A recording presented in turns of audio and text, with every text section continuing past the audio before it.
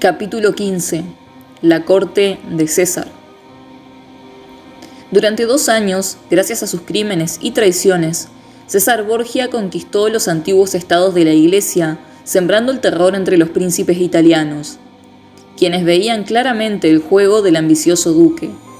Comprendían que la meta perseguida era convertirse en dueño y señor absoluto de toda Italia, y todos, ya prevenidos, se aprestaron a defender sus pequeños reinos. Leonardo da Vinci era íntimo e inseparable del malvado Borgia. Lo acompañaba a todas partes, allí donde había de tener lugar las más crueles y traidoras batallas. Leonardo levantaba edificios, escuelas, bibliotecas y cuarteles en las ciudades conquistadas. Leonardo abría canales, construía fortalezas, fabricaba máquinas de guerra, dibujaba mapas militares. De una manera inconsciente, absorto en sus invenciones, el sabio florentino estaba ayudando a su diabólico señor a hacer verdad el lema del joven Borgia: César o nada.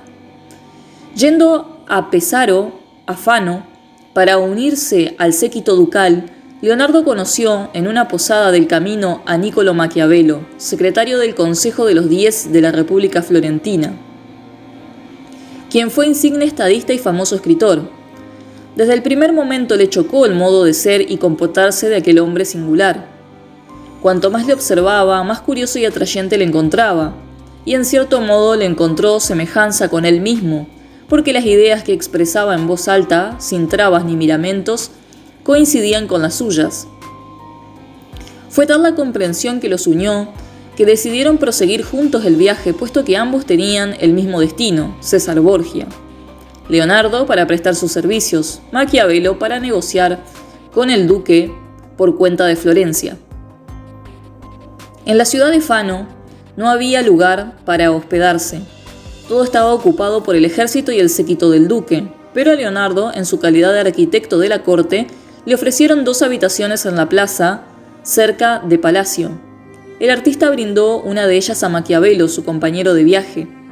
Apenas estaba instalado cuando le llegó la orden firmada por Messer Agapito, primer secretario del duque, ordenándole que el día siguiente se presentase ante su Alteza. Más tarde, llegó un camarero del palacio para preguntar si estaba bien servido, si necesitaba algo más, y para transmitirle los saludos de César, así como un regalo de bienvenida. No cabía duda de que Leonardo era muy estimado por el duque. Al día siguiente, a las 11 de la noche, Leonardo fue al palacio. Esta era la hora habitual de las audiencias, pues César llevaba una vida singular. En invierno y en verano se acostaba alrededor de las 5 de la mañana. A las 4 de la tarde se despertaba, se vestía a las 5, desayunaba enseguida, y después se ocupaba de los asuntos de Estado. Rodeaba su vida de gran misterio, casi nunca salía del palacio, y cuando lo hacía, iba enmascarado. Solo se mostraba al pueblo en las grandes solemnidades y a sus soldados en las batallas, en los momentos de gran peligro. Pero sus raras apariciones eran siempre como las de un semidios.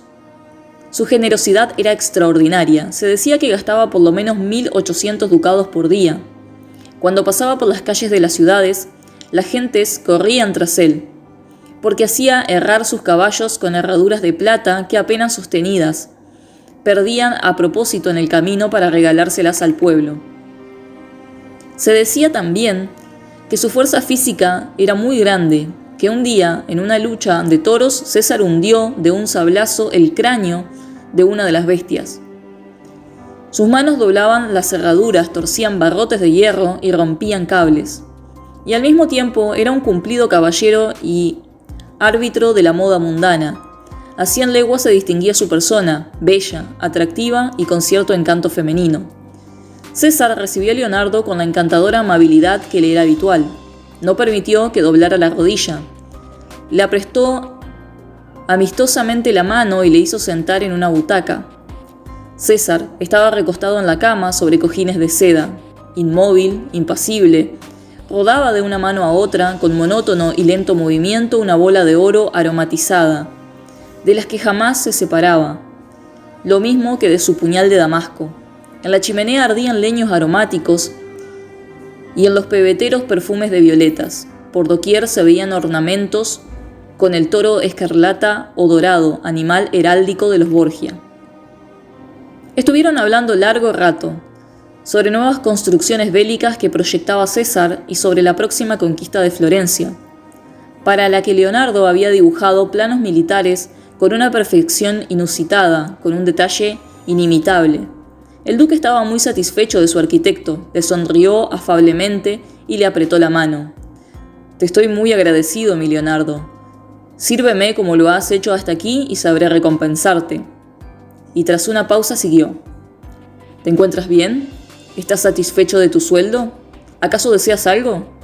Ya sabes que estaré muy contento de satisfacer todas tus peticiones». Y el artista aprovechó la ocasión para pedirle audiencia para Maquiavelo, que le había acompañado hasta el palacio. «¿Qué opinas de Messer Maquiavelo, Leonardo?», preguntó César. «Yo creo, Alteza, que es uno de los hombres más inteligentes que he conocido en toda mi vida». «Sí, es inteligente. Y es un hombre honrado, aunque él se imagine ser el más pérfido de los hombres», dijo el duque. «Siempre le he deseado el bien, y tanto más hoy, que sé que es amigo tuyo. Bien, que venga a verme si tanto lo desea. Dile que me alegraré de recibirle». «Gracias, Alteza». Leonardo y Maquiavelo se habían hecho grandes amigos. Uno a otro se confiaban sus cuitas, charlaban, discutían agriamente para volverse a estrechar las manos enseguida. Y así pasaban los días en aquel ambiente cortesano donde todo olía a trampa, traición y pólvora.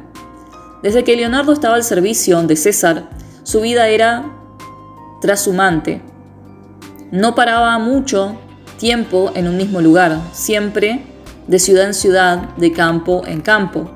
El 31 de diciembre de 1502 abandonaron nuevamente la ciudad de Fano para proseguir sus conquistas. La carrera de César hacia la meta era triunfal. Cada uno de sus éxitos, incluso los más ruidosos, se asentaba en una traición. Pero era tal el poder que adquiría que nadie se atrevía a obstaculizar su camino. En el mes de marzo de 1503, el joven Borgia regresó a Roma. Fue recibido como un auténtico héroe, aclamado por la multitud, vitoreado por el ejército. ¿Y sabéis quién estaba entre la multitud contemplando en silencio el fastuoso espectáculo de triunfo del pérfido y afable César Borgia? Pues Giovanni Beltrafio, que acababa de llegar de Florencia para reunirse con el maestro. En efecto, Leonardo poseía una viña cerca de Florencia. Uno de sus vecinos quiso quitarle parte de ella y comenzó un proceso contra él. Como el artista estaba en Roma, enfrascado en la multitud de asuntos que le encargaba de continuo César, confirió el asunto a Giovanni, fiel discípulo suyo. Pero al fin le pidió que abandonara el asunto y viniera a Roma, quería tenerla a su lado. Por aquel entonces, Leonardo estudiaba anatomía en el Hospital de Santo Espíritu, y Giovanni le ayudaba. Alguna vez le acompañaba también al Vaticano, palacio del Papa Borgia Alejandro VI, a donde había de acudir con frecuencia Leonardo por razón de sus servicios al duque de Valentinois, puesto que éste residía en el palacio papal.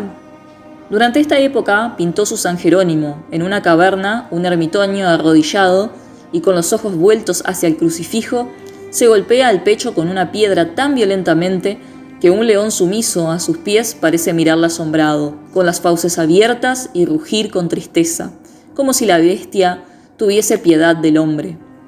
Con la llegada del verano arribó a Roma una terrible enfermedad, la malaria. Las gentes morían sin remedio. Cada día la epidemia estaba más extendida y a pesar de las precauciones, las fiebres se introdujeron en el Vaticano. No pasaba día sin que muriese alguno de los cardenales, camarlengos, obispos, hasta que por fin el Papa Alejandro VI sucumbió también, desapareciendo con él el poder de los Borgias en el pontificado. En el mismo instante en el que Papa agonizaba, César estaba también entre la vida y la muerte, pero parece que, debido a un extraordinario esfuerzo de voluntad, logró triunfar de la enfermedad. Ni un solo día perdió la noción de su poder e importancia. Escuchaba los informes, dictaba cartas, daba órdenes. Pero la muerte del Papa y su propia enfermedad, conocidas en toda Italia, fueron causas de que todo lo conquistado hasta entonces se derrumbara tristemente. Los príncipes, a los que venció con traiciones, se rebelaron contra él. A pesar de la calma que conservaba César, el gran domador del destino, Según la expresión de Maquiavelo, comprendió que la suerte le abandonaba. Todos le traicionaban, todo se hundía a su alrededor. Entretanto, Leonardo se mantenía al margen de estos desagradables acontecimientos. Hasta aquí llegamos por hoy. Podés ayudar a este canal a través de Mercado Pago. No olvides suscribirte, dejarnos tu like, porque de lo contrario, una obra va a ser vandalizada por un colectivo ambientalista. Nos estamos viendo, hasta la próxima.